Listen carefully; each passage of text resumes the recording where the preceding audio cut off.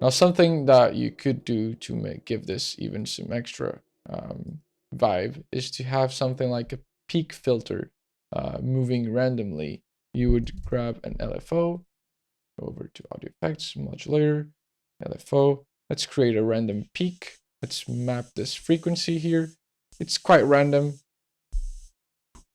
And now we go over here and we set the minimum. Let's go minimum around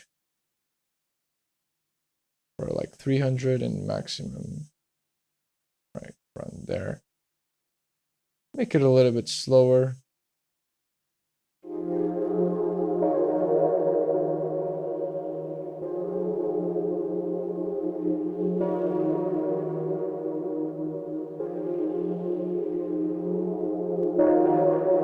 So it's always a little bit different